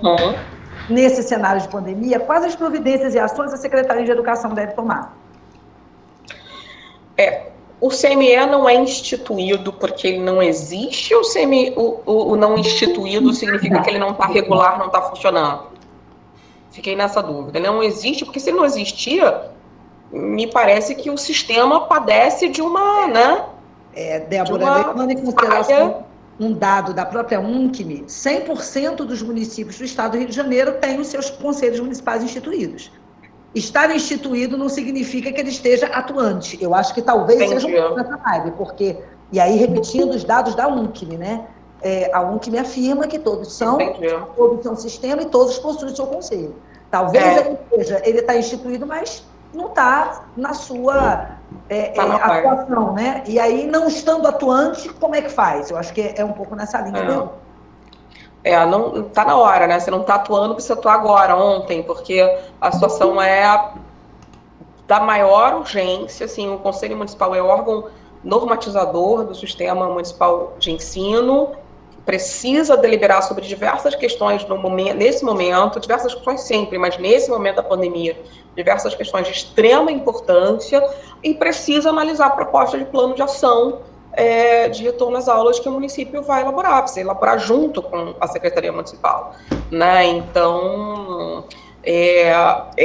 há uma urgência na regularização, no funcionamento desse Conselho Municipal que não esteja funcionando, que embora exista, não esteja funcionando. Eu acho que essa deve ser uma batalha aí nos municípios. Inclusive, se isso estiver acontecendo, eu solicito aos senhores que façam uma notícia ao Ministério Público, para os nossos canais de ouvidoria, porque não é possível que a Secretaria Municipal elabore sozinha e execute um plano de ação de retorno sem que ele passe pelo crivo do Conselho Municipal de Educação, porque é fundamental, é uma instância fundamental de deliberação, de controle da ação administrativa, de que o município não pode dispor, não pode deixar de ter, né? Não pode fechar os olhos e admitir que a Secretaria Municipal atue sem controle, porque é disso que a gente trata, né? Quando você não tem um Conselho Municipal de Educação, a ação administrativa ela é exercida sem controle, né? Sem controle normativo, sem controle fiscalizatório no âmbito do município. Ela vai ter um controle de outras esferas, de outras instâncias. Mas o primeiro controle é o Conselho Municipal de Educação. Ok. E precisa existir. E, bom, você já respondeu os dois, então, deu conta da 7 e da 8. 9 e 10, tá acabando, viu, Débora? Qual a gente vai partir Bom dia, minha querida. Estou aqui na reunião do Conselho. Qual a porcentagem de carga horária que podemos atribuir às atividades remotas ou às atividades entregues pelas escolas aos alunos e seus responsáveis durante a suspensão das aulas? Tem que funcionar. Que o panorama é sem aulas presenciais, sem bimestre, trimestre, não semestre quase que inteiramente, o CME tem que estar à frente de tudo a tipicidade do momento não deveria levar a um sistema de avaliação também ativo? Como o nosso ainda parece que não foi empossado. Então, essas duas questões, elas dizem respeito a decisões que são próprias do sistema de ensino. Não é o Ministério Público que vai dizer qual percentual de carga horária que vai ser atribuído a qualquer atividade que vai ser realizada. Isso é uma decisão que importa a avaliação por profissionais de educação, né? São os professores que vão atribuir essa atividade que eu estou propondo, eu vou atribuir X horas, né? Isso precisa ser definido pelos sistemas de ensino, com a participação dos conselhos municipais de educação, como a gente já destacou, né? E que processo de avaliação a rede vai empregar, também compete a ela decidir, não é o Ministério Público que vai dizer isso, né? Então, o que o Ministério Público espera é que naquele plano de ação, que a gente estava tratando na resposta anterior, o município dê as diretrizes que ele vai utilizar para fazer isso, para as horas, para o cômputo das horas, qual é o processo de avaliação, então, que vai ser implementado. Isso são questões que o Ministério Público não deveria se imiscuir, ou que o CAU não vai orientar os promotores a se imiscuírem. Na verdade, a gente precisa entender de que maneira o município, o sistema, construiu a proposta. É isso que a gente quer saber. De que maneira você construiu a proposta? Quais foram os parâmetros que você utilizou para construir a proposta? Mas é uma proposta dos municípios. É uma proposta dos municípios. Perfeito. A questão é porque há questões, assim... Alba, você sabe que eu não estou querendo fugir da questão, né? Claro. É porque isso realmente não é algo que compete ao Ministério Público. Antes da reunião começar, Débora, a gente estava justamente debatendo isso, né? A gente trouxe as ponderações e até eu coloquei isso mesmo para o grupo, dizendo, olha, a gente vai colocar para ela e ela vai se posicionar e dizer, olha, isso aí é minha seara, não é, isso compete a gente, porque às vezes é necessário que a gente ouça isso, né? Porque muitos municípios ficam tão temerosos, preocupados, de não querer errar mesmo, de realmente querer fazer a coisa certa. Né? Mas é saber que, como a gente colocou, não existe nada, não existe um manual, né? Mas é preciso saber sabedoria, é preciso ter conhecimento de causa, né? E principalmente coerência, né? E acho que é um pouco a questão do bom senso. E aí eu acho que é um pouco nessa linha. Então, para mim está muito claro e acho que é importante você colocar para o grupo, porque às vezes a ansiedade, a preocupação, a insegurança, enfim, tudo isso junto. Mas ouvir de você é sempre importante. E da questão da avaliação, você pontuou alguma coisa? A questão da avaliação também. Falei, o processo de avaliação que os sistemas de ensino vão utilizar agora vai ser decidido por eles. Né? A gente não vai conseguir realizar, porque normalmente as redes organizam o calendário, assim como a pergunta está colocada, bimestre. Aí fecha o bimestre, tem uma prova, né? A prova de final de bimestre. Não vai dar para fazer assim? Reelabora o processo de avaliação. Propõe outro processo de avaliação. E, como eu falei, o Ministério Público gostaria de saber quais foram as diretrizes utilizadas para essa reelaboração. Perfeito. Só isso. Existe uma outra questão que tem sido colocada, eu até me deparei com ela nos webinários, né, que a gente tem assistido muitos, né, porque isso está acontecendo, a gente precisa acompanhar, que é da questão da progressão. A progressão, né? Quer dizer, de alunos que, garantida a essencialidade do currículo em 2020, e aí tem toda uma discussão sobre, né, quais serão os conteúdos essenciais. A rede precisa decidir. Não é o Ministério Público que vai decidir. Né? Garantida a essencialidade do currículo, as redes poderiam fazer uma progressão do aluno para o próximo ano, aqueles alunos com os quais elas ainda fossem trabalhar, né? E garantir o resgate daquilo que não foi apreendido no ano letivo de 2020 para o ano letivo de 2021. Isso é uma discussão pedagógica, que não é uma discussão do Ministério Público. A gente só quer saber, é uma discussão local, pedagógica e local. Né? A gente só gostaria de saber qual foi, afinal, a proposta que vocês construíram. Né? Bom, questão 11, e a 12 está atrelada a ela, e já vou colocar a 13, e acabou, Débora. 11, as recomendações, atenções e possibilidades de avanço do calendário 2020 para o ano civil 2021. Você já ponderou sobre isso, mas vale a pergunta, que, na verdade, o grande nó está na 12, que é, caso haja divergência entre o calendário do município e o do Estado, como agir?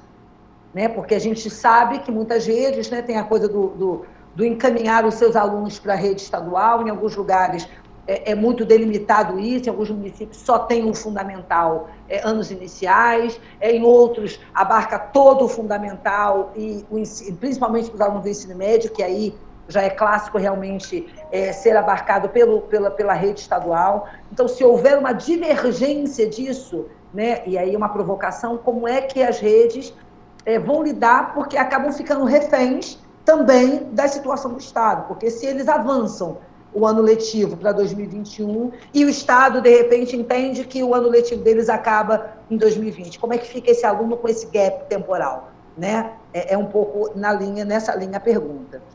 E a questão 13, protocolos de biossegurança para a reabertura das unidades escolares, incluindo creches, pensando na população com comorbidades, incluindo professores e funcionários público da educação especial e bebês, qual a fonte de recurso, ou seja, pensar naquela criação do protocolo de segurança, né, a questão do álcool, daquela higienização, enfim, de várias possibilidades que as redes têm, né, do uso da máscara, enfim.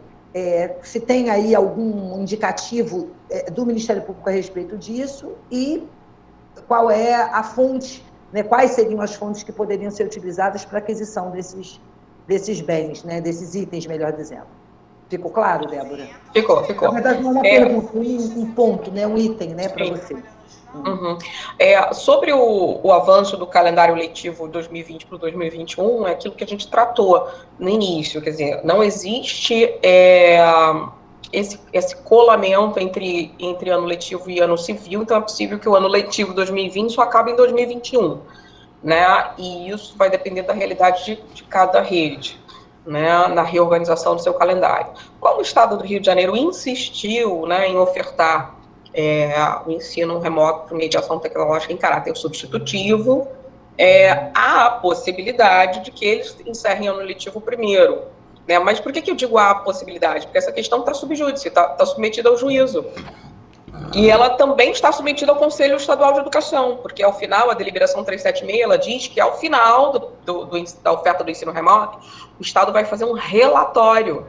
E esse relatório vai ser submetido a um parecer normativo do Conselho, que pode reconhecer que não, essas atividades ofertadas não atenderam os requisitos propostos e existentes e, portanto, não haverá cômputo de carga horária letiva, né?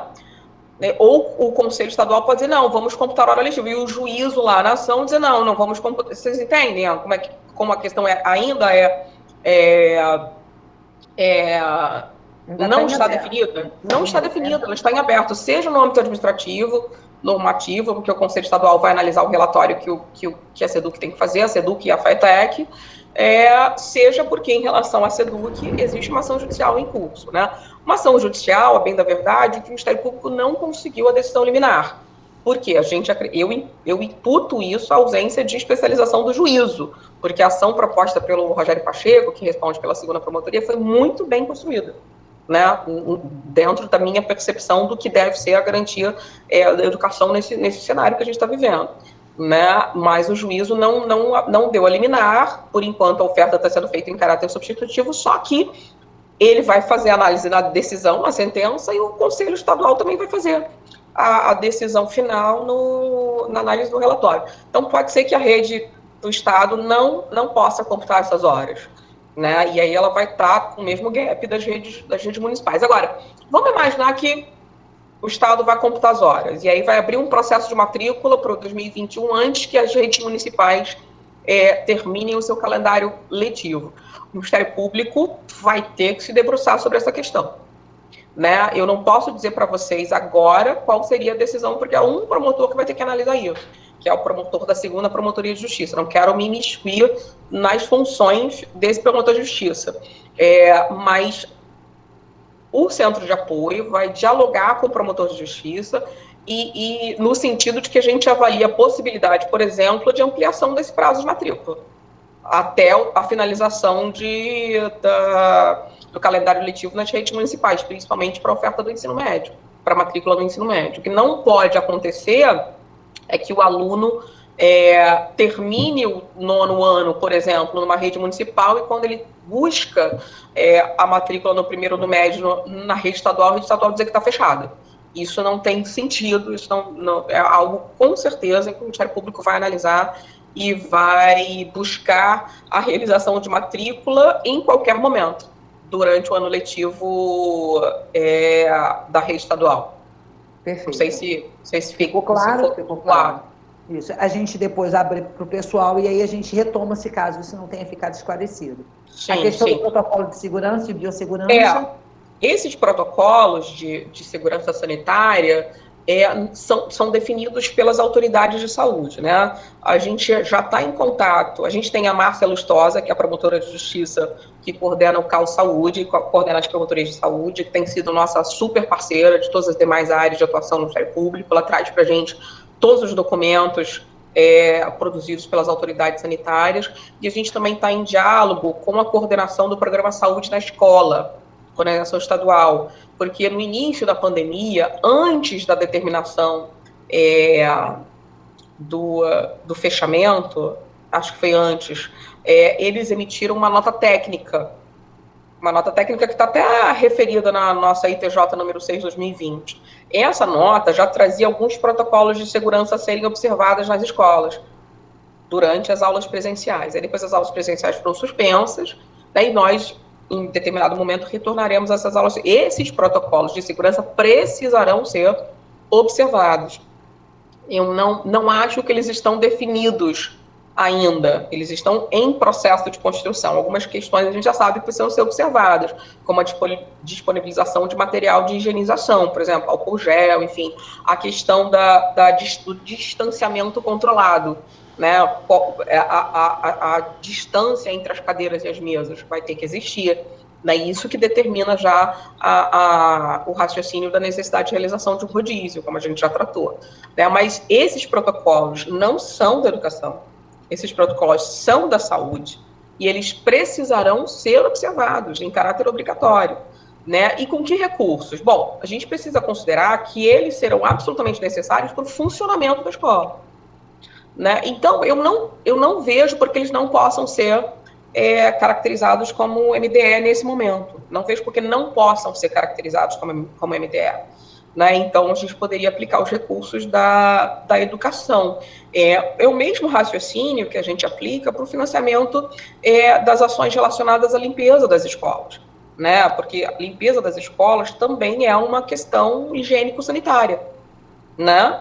Da mesma maneira, as despesas que são necessárias para a prevenção ao contágio, que são despesas higiênico-sanitárias essenciais para o funcionamento das escolas nesse contexto que a gente está atravessando.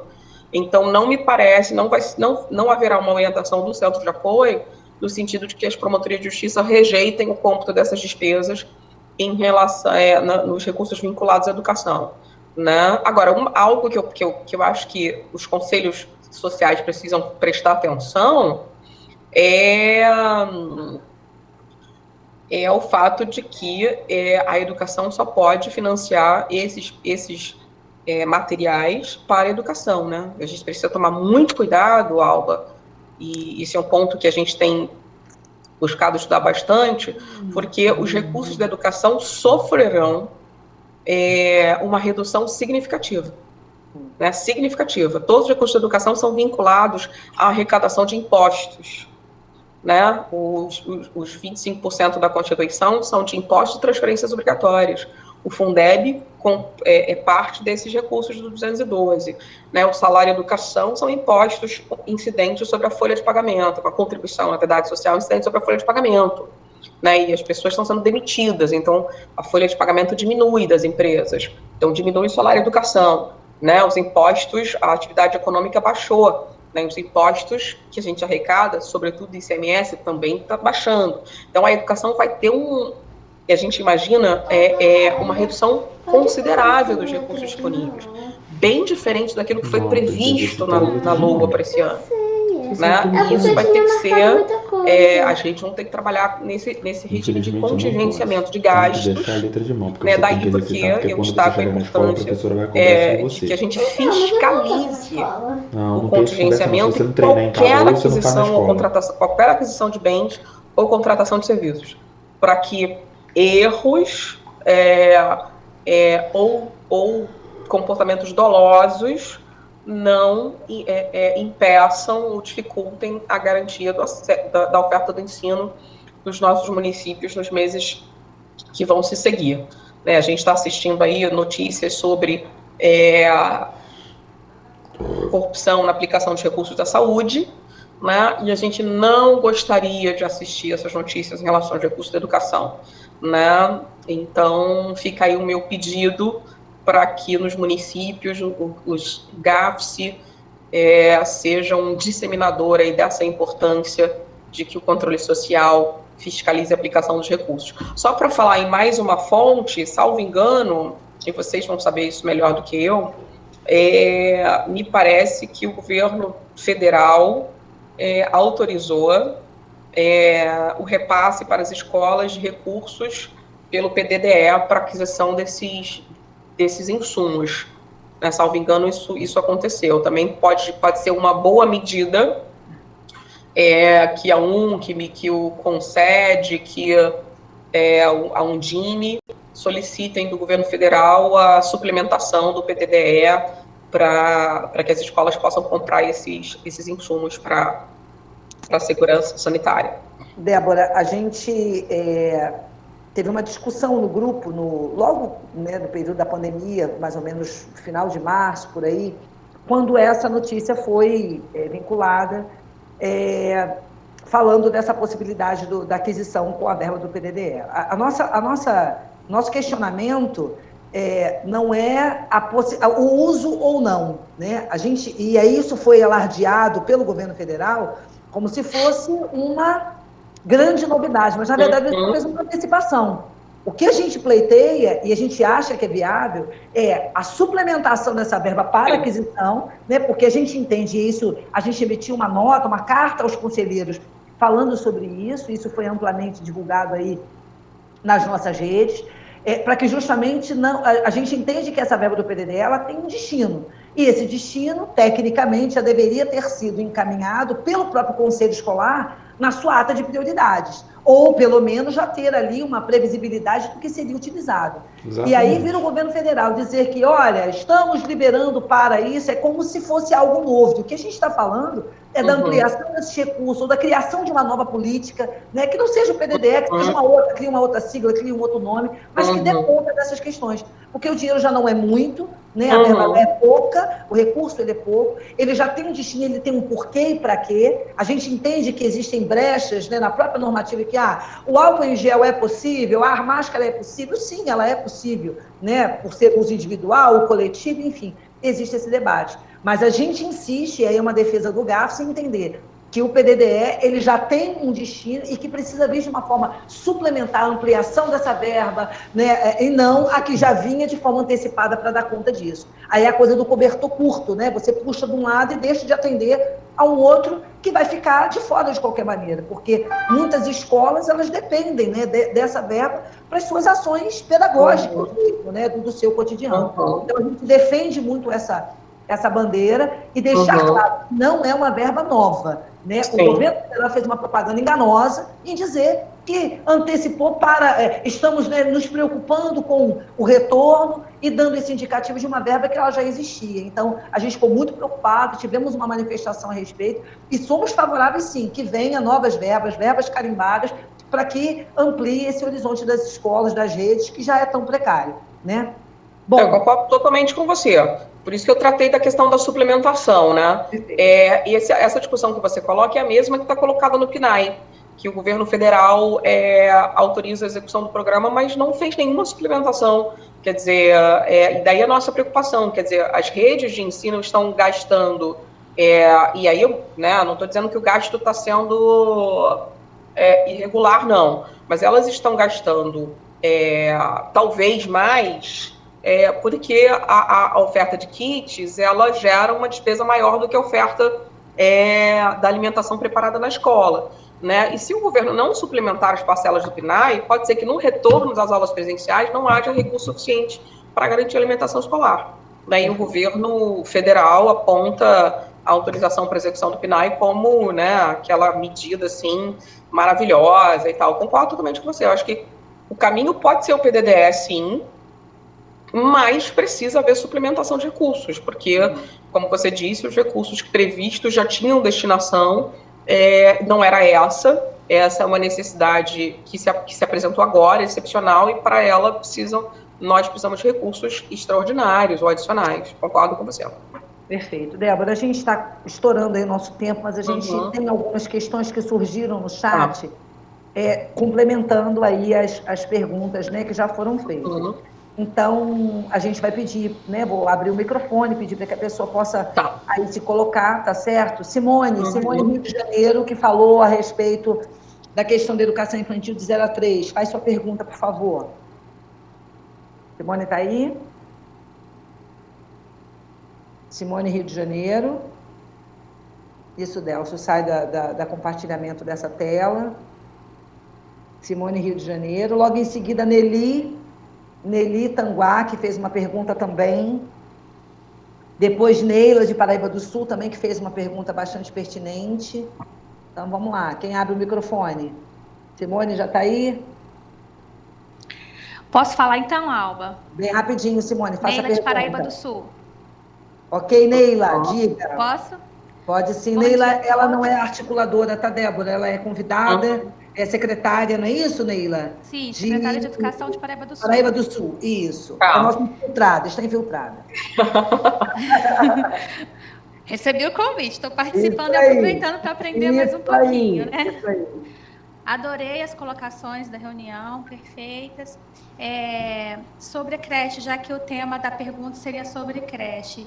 E aqui, né, a gente teve a possibilidade, que a doutora Débora colocou, de, se for a orientação das autoridades sanitárias, pelo não retorno das crianças tão pequenas, dos bebês, né, de creche, se for a orientação, que a gente dialogasse também com as promotorias.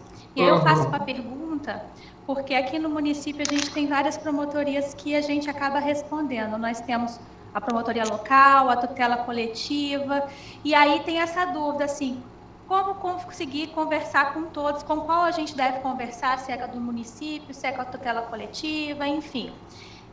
Gostaria que a doutora Débora pudesse falar um pouco sobre isso, porque às vezes a gente não consegue acesso a essas promotorias para criar esse diálogo.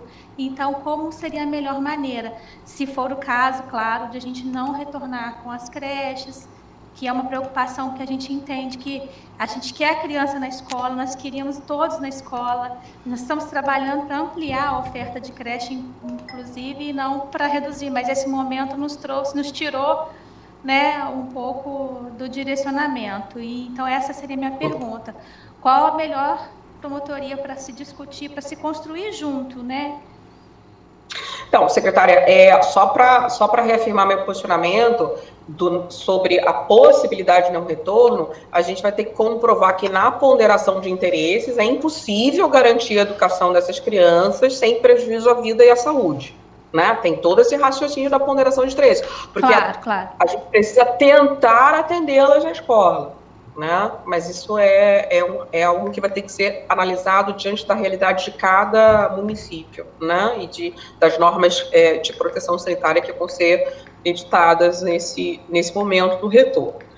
No caso, a gente tem, isso eu imagino que deva ser muito difícil para os municípios mesmo, porque fora a metropolitana, que a gente tem promotorias especializadas de educação, tem uma em São Gonçalo, que atende 6 municípios, uma em Duque de Caxias, que atende 4 municípios, uma em Nova Iguaçu, que atende 8 municípios, e 3 na capital. Mas fora a região metropolitana, a gente não tem promotorias especializadas só em educação, né? Então, isso acaba fazendo com que a nossa atribuição em educação fique dividida entre promotoria de justiça de tutela e de infância e juventude. A última manifestação da nossa assessoria de assuntos institucionais, que define conflito de atribuição, porque isso a gente chama de conflito de atribuição. Quem vai fazer o quê? No Ministério Público. A última manifestação da assessoria, ela aponta que a educação infantil é a atribuição das promotorias de infância e juventude.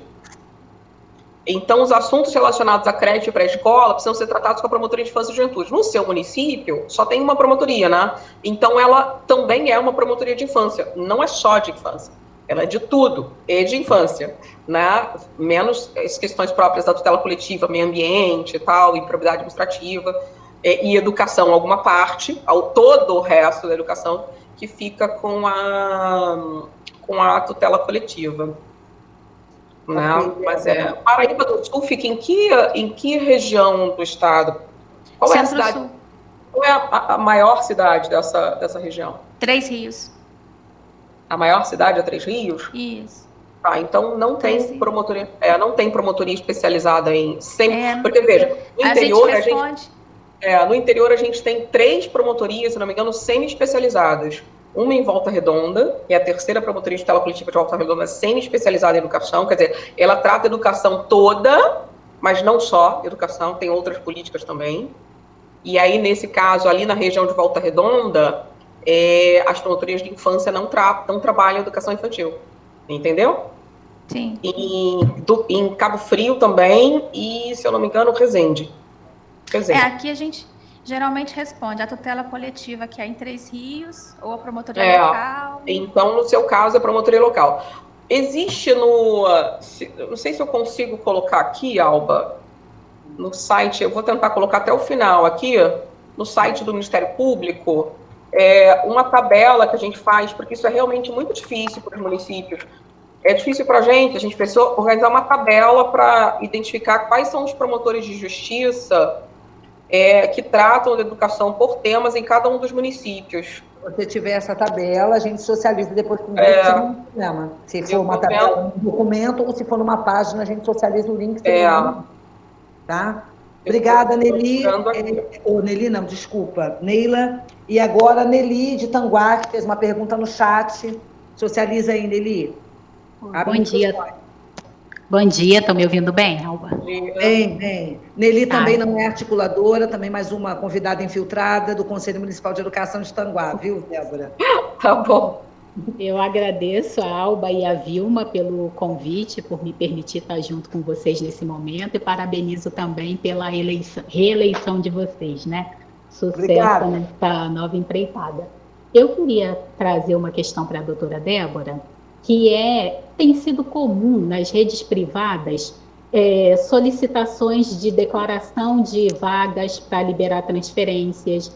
Muitos pais insatisfeitos com os regimes de exercícios, de atividades remotas, e aí esses pais têm buscado a rede pública, né, para matrículas. E as redes públicas estão se deparando com algumas questões de ordem prática, como as escolas fechadas, nesse momento de suspensão das atividades. Então, quais as orientações que o Ministério Público poderia dar para essas redes para operacionalizar essa transferência de alunos, e que cuidados e recomendações a gente pode ter com relação a isso?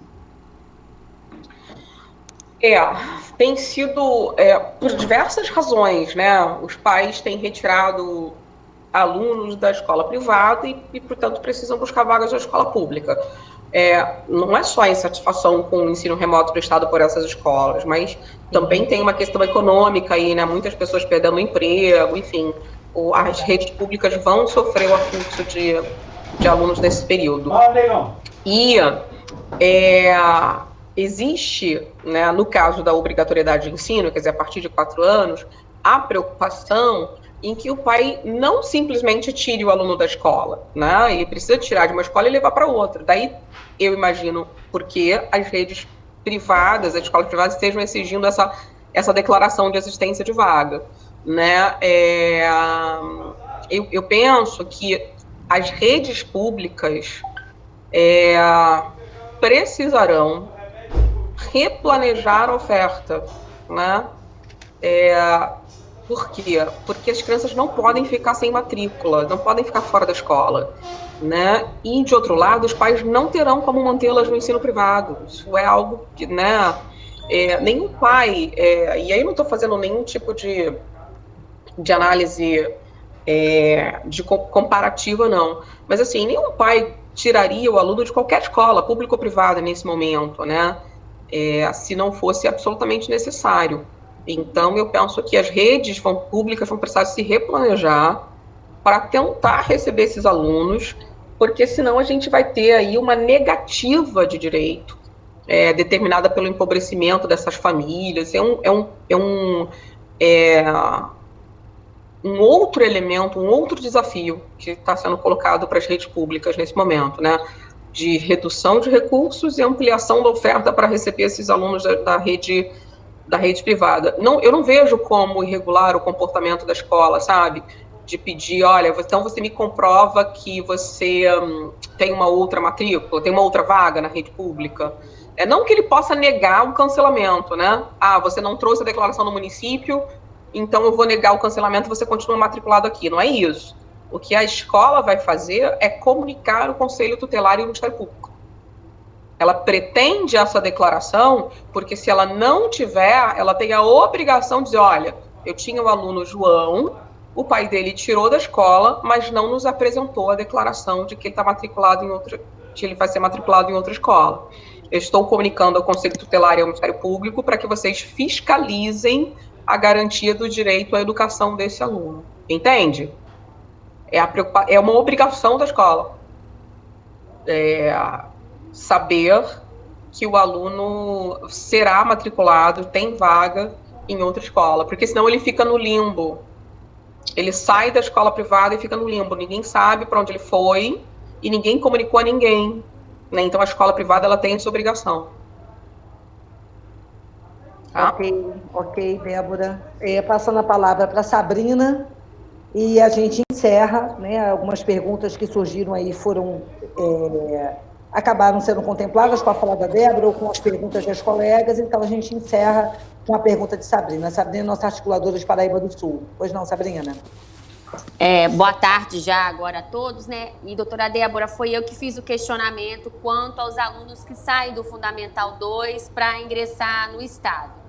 E aí a gente levantou a questão hipotética que suponhamos que essas atividades que o Estado estão propondo sejam aceitas pelo Conselho Estadual e tenha validade, e nos municípios o calendário se estenda no novo ano civil. E aí o Estado forme turmas com os alunos que já são da rede estadual e inicie um ano letivo de 2021, sendo que os nossos alunos da rede municipal ainda estão no ano letivo de 2020. Aí, né, você falou de garantir a matrícula, que o Ministério Público vai intervir, mas o ano letivo do Estado já iniciou. E aí, como é que os nossos alunos vão entrar, né, o ano letivo do Estado tendo começado? Se houver esse descasamento entre calendários, se houver, a gente vai ter que lidar com essa realidade. Quer dizer, uma das questões a gente vai ter que fazer a rede estadual receber esse aluno no momento em que ele está apto a terminar um ano e ingressar no outro. E também vai ter que obrigar a rede estadual a tratar esse aluno de modo individualizado, né? E ofertar a ele todo o conteúdo que eventualmente já tivesse sido ministrado aos alunos que ingressaram desde o início do calendário letivo do Estado. Né? Não é só uma matrícula no momento em que ele chega, mas é uma oferta de um ensino individualizado, de uma atenção individualizada, que assegure que ele terá, né, durante o seu percurso naquele ano letivo, resgatados os conteúdos que ele não tenha tido a oportunidade de ter em função desse descolamento dos calendários. Muito importante, Alba, ter participado desse encontro com vocês. Não estou finalizando, não, só estou dizendo a importância de ter estado aqui, porque a gente tem uma reunião no dia 3 com os promotores de justiça de novo, todos os promotores do Estado. E algumas dessas questões, e essa com certeza eu vou tratar com eles, porque a gente precisa se antecipar na organização da estratégia para enfrentar essa questão que pode se colocar, sim, no nosso horizonte. Não. Eu estava aqui falando, que a gente está aqui, fala no chat, fala no WhatsApp, justamente essa importância dessa troca, porque muitas das vezes são essas provocações que vão trazer outras questões, dada a complexidade da educação, né? E me permita parafrasear uma frase sua, né, uma fala sua, quando você sempre diz, cara, mas a educação é muito complexa e eu preciso entender cada vez mais, porque eu sempre digo a você que você entende muito de educação, né? Mas o muito que você entende é proporcional ao tanto que a gente ainda precisa aprender. E aí somos todos nós, não é só você como promotora de justiça, mas todos nós. Quantos debates, quantas questões a gente está trazendo aqui que eram inimagináveis, impensáveis, né? Eu sempre falo com o grupo do GAFS que, apesar de sermos o grupo de articulação e fortalecimento dos conselhos escolares, mas que a nossa pauta não é só conselho escolar. A nossa pauta é a participação, a nossa pauta é o controle social, a nossa pauta é a gestão democrática. Então, em todos os espaços onde essa pauta surgiu, a gente precisa estar. Então, quem imaginaria O Conselho Escolar está falando pensando formas de avaliação. Quem imaginaria o Conselho Escolar está falando? Porque se a gente parar para poder pensar, e a gente precisa ampliar o horizonte da gente, tudo está conectado. As coisas todas são conectadas. Paulo Freire já falava isso, né? As coisas não estão nas caixinhas, os conhecimentos não estão nas caixinhas, né? As respostas não são a grande preocupação, a preocupação são as perguntas. Então, acho que esse feedback nosso aqui, ele é bacana porque é uma via de mão dupla. Então, que bom a gente também poder estar contribuindo com você e tomara que seja na mesma proporção que você está contribuindo para a gente, porque o pessoal está aqui não para, que está sendo assim, de uma forma brilhante e gigante. A gente vai finalizar com a fala da Márcia. Márcia, abre o microfone e faz a pergunta. Deixa eu só te falar uma coisa. Eu não consegui socializar aqui, mas eu mandei para você a tabela das promotorias. Já está aqui, já está no grupo. Ela está atualizada até 2019, mas não houve alteração, porque toda vez que muda alguma atribuição de promotoria, muda por resolução. A gente vai na resolução, faz o recorte e muda a tabela. Que não houve nenhuma alteração desde dessa última edição. E essa tabela, ela organiza por município, por centro regional, que a nossa divisão regional é por CRAI, por município, em cada coluna, qual é a promotoria e lá em cima a matéria que ela responde em educação. Beleza, a gente já socializou aqui com o grupo e o pessoal já vai estar entendendo. Então, encerrando aí na pergunta de Márcia. Márcia, nossa articuladora de Macaé e Rio das Ostras. Manda bala, Márcia, para finalizar. Acho que eu consegui abrir o microfone. Bom dia. Primeiro, doutora Débora, parabenizá-la pela explanação e por ter trazido tantas informações para nós. Aí, a minha pergunta é a seguinte: ontem eu assisti um webinário do Todos pela Educação e me inquietou uma fala acho que era secretário do Maranhão, mas aí a minha conexão caiu, eu não consegui saber a resposta, mas fiquei com uma dúvida. Foi anteontem, Martinha. Foi anteontem. Está ouvindo? Estamos ouvindo. O webinário foi anteontem, foi Maranhão. Isso. Não sei se você ouviu o final. Aí ele colocou que vários recursos estão sendo realocados para a saúde nesse momento. Claro, né, por conta da questão da vida, da prevenção da vida, as prefeituras, o Estado está deslocando todo o recurso para a saúde.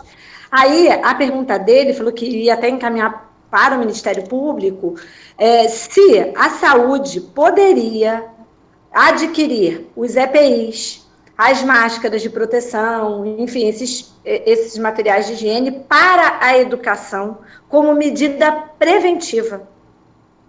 Aí, assim, eu vi a senhora falando ali que o contrário não poderia ser feito. A educação não pode utilizar o recurso para outros fins. Mas poderia a saúde fazer isso para a educação ou é impossível? Olha, a saúde é outra política, né?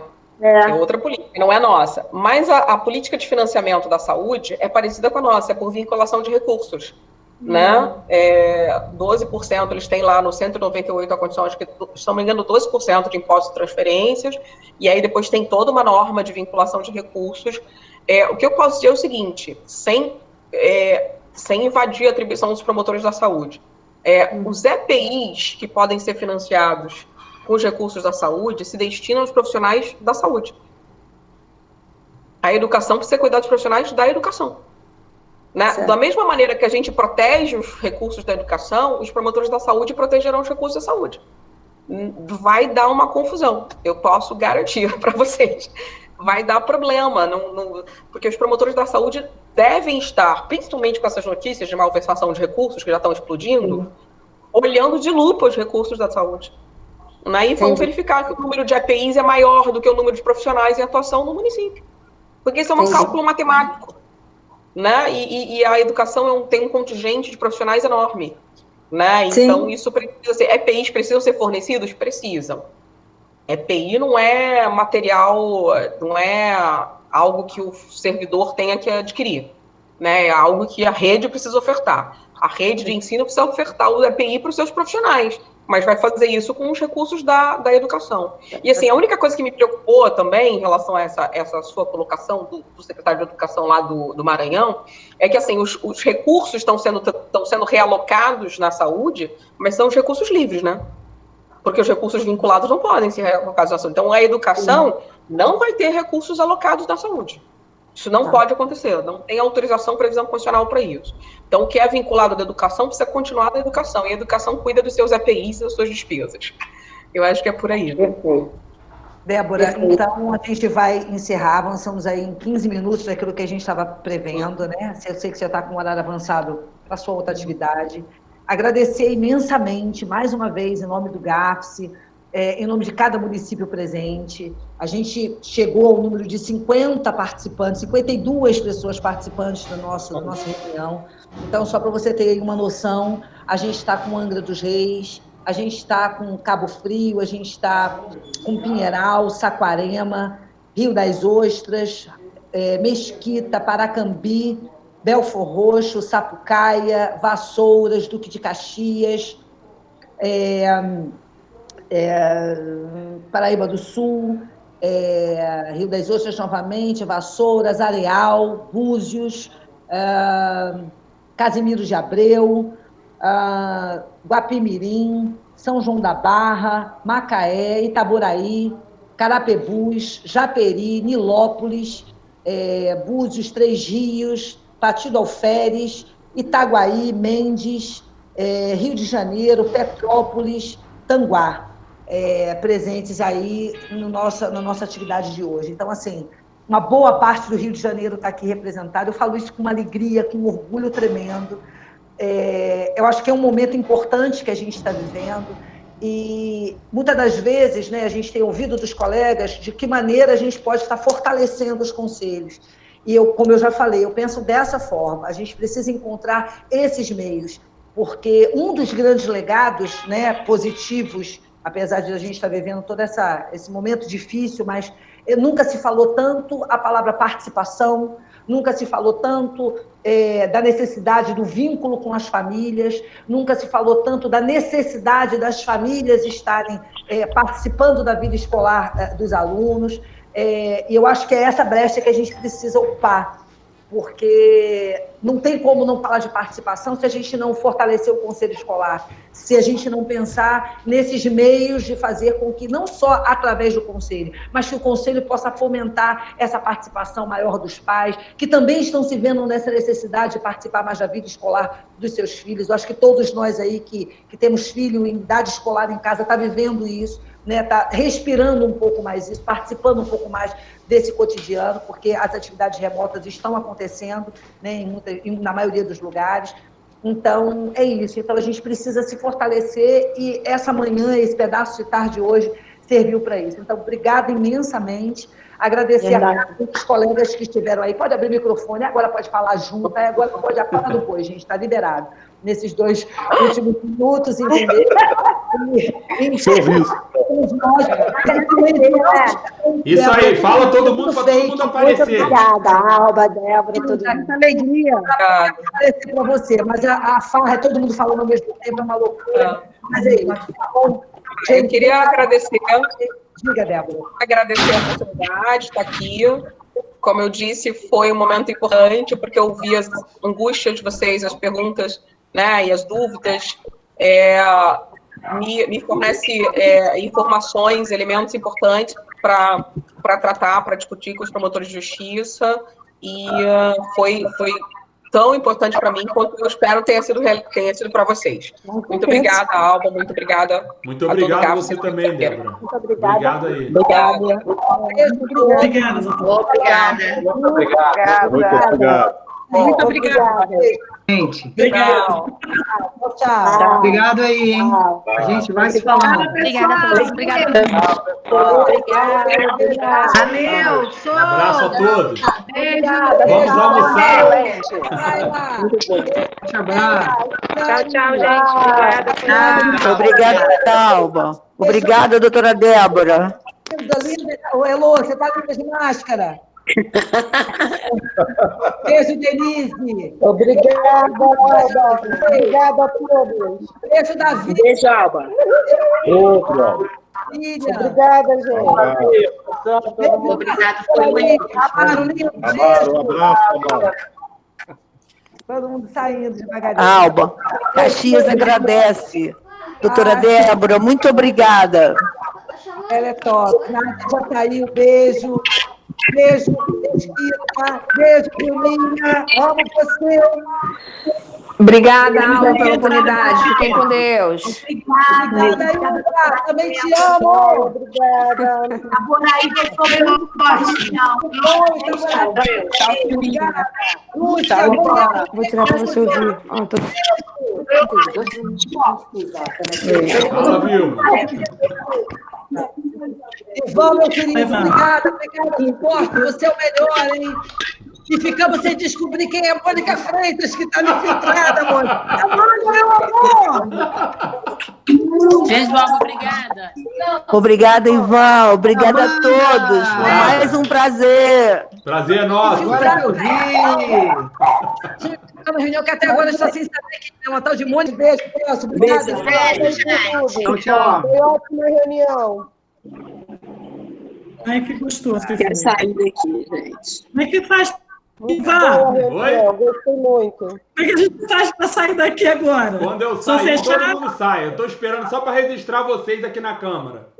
Ah, então A tá. câmera, tá, a imagem de vocês está aqui, todo mundo está aparecendo, aí está registrando. Quando eu Como é que eu saio, Beleza, então. Tô junto aí. Fala, Amanda. Quietinha aí. Tá? Coraçãozinho, ó. Eu não sei sair. Peraí, gente, eu tô fora. Ivan, é só fechar o navegador? Pode fechar. Valeu, ó. Amei. Beijo. Tchau. Tchau, Ivan. Obrigada. Beijo, meu amor. Obrigado. Tchau, você. Ivan. Beijão, obrigada. Tchau. Tchau. Vou fechar, hein? Tchau, tchau. Fala, Ivan. Ô, Delcio, como é que você tá, meu filho? Beleza? Conseguimos vencer mais uma. Pois é, rapaz. Deixa eu falar com você, em particular. Vai, tá bom. Peraí, Ivan, é só fechar aqui e sair. Isso. Fechou o navegador, Tchau, então. saiu. Tá, fica com Deus. Beijos. Beijo. Beijo, gente. Ficou eu, você e a Amanda. É. Você... Eu quero sair, eu quero sair. Pode... Eu preciso estar... Deixa eu tentar aqui. É só Sair. fechar a aba. Vai lá, Tá assim, fecha a aba do Meet. Tá ótimo, pode deixar que eu tô tentando aqui. Já tô saindo. Se não, me derruba aí, Ivan. Derrubei. Boba, obrigada. Você derrubou a Amanda. Tá. Derruba a Roseli, por favor.